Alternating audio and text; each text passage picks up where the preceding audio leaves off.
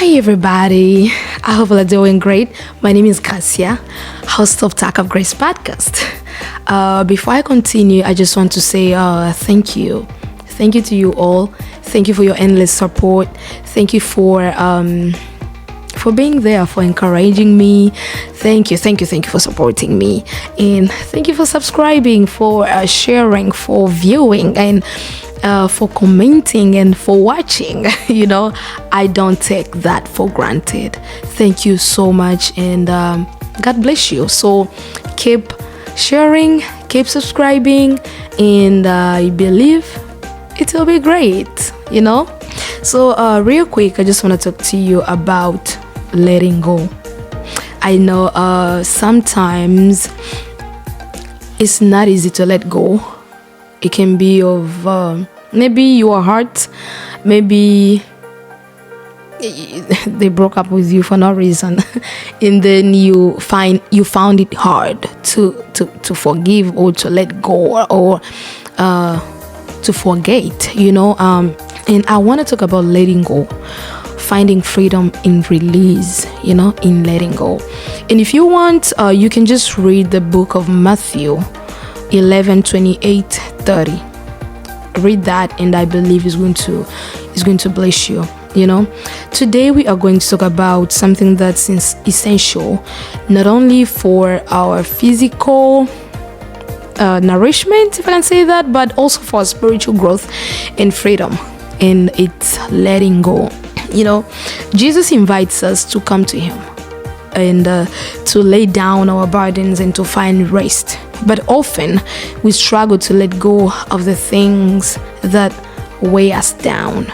If you read the Bible says, "Come to me, all you who are weary, and I will give you what? I will give you rest." So for you who is struggling with letting go, for you who is struggling with resentment, not being able to forgive, Jesus is inviting you to just lay down everything. Those are the burdens that we can't find rest from them by our own selves.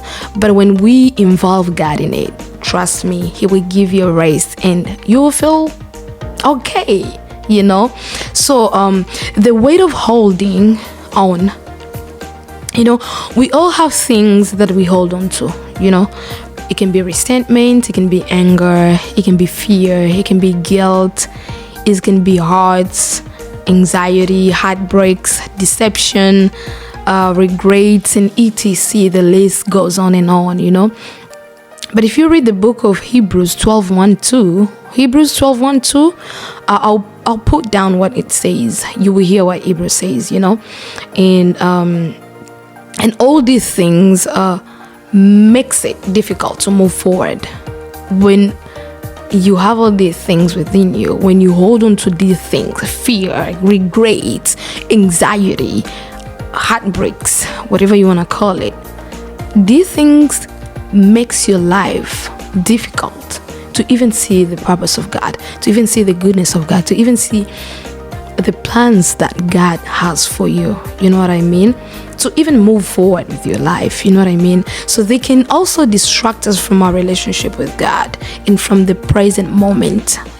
These things can even destroy our connections, friendships, and relationships. You find it hard to connect with people, to be in friendship with people, even in relationship with someone, because you are not whole, you are not healed, you have things that are holding you, and I'm going to give you a few examples of things that we hold on to. And if you find yourself holding on to these things, I'm just going to give you two.